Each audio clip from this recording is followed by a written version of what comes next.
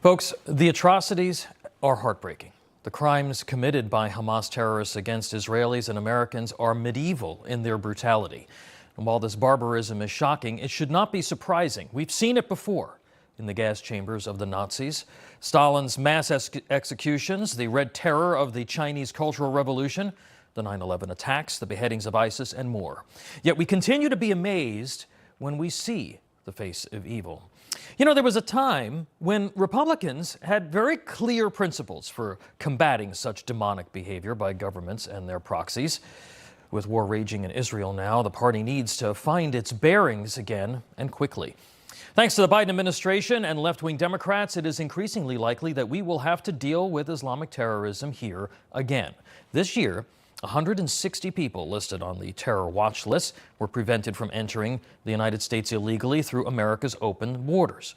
It's the highest number ever recorded. And of course, those are just the ones that we know about. We know thousands of single Chinese men of fighting age are coming across the border as well. Republicans once knew that history repeats itself. Remember, when everyone was fat and happy during the 1990s, the Clinton administration ignored the rise of al-Qaeda and Islamic terror networks, and that led to the September 11th attacks. Republicans used to know that these wars are not truly overseas wars. The new axis of China, Russia, and Iran are advancing their imperial objectives through direct and asymmetric warfare in Ukraine and other countries, now including Israel. They're also perpetrating fifth-column attacks here in the United States through the advancement of left-wing Marxist ideologies that are teaching Americans to hate each other and their country. By all accounts, in our new global digital guerrilla battlefield, whether it's interference through AI in our elections, misinformation campaigns, the resurgence of communism, or an emboldened Islamic fascism, we are losing. We are losing because we lack leaders that project power. There are no coincidences, folks. Mr. Biden's aimless foreign policy is to blame for the collapse of Afghanistan, for the Russian invasion of Ukraine, Iran's assistance of Hamas, and the continued rise of communist China's influence. But make no mistake, this anti-American ecosystem is also emboldened by a fractured Republican Party that has sounded more liberal and more isolationist in recent years. Now it's time for the GOP to not just say it stands for Israel, but again, find its clarity.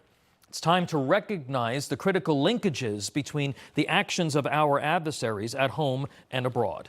It appears clear that the Israeli government is compromised from within. Are we so naive as to think that that's not happening here as well? Blaming Mr. Biden's incompetence is not enough. Whining about the costs of the Ukraine war is not enough. The world is watching how Republicans handle this new global paradigm.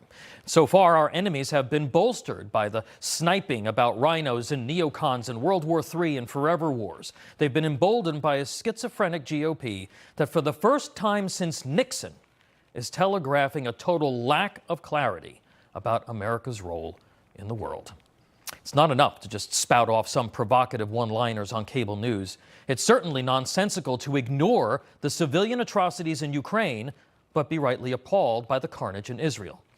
Republicans need to fully back the rebuilding of our military, the restocking of our fighting infrastructure, and recommitting themselves to the notion that we have global responsibilities that cannot be ignored, or they will compromise our own safety and security. There is no either-or proposition, folks. China certainly can walk and chew gum at the same time, and so must we.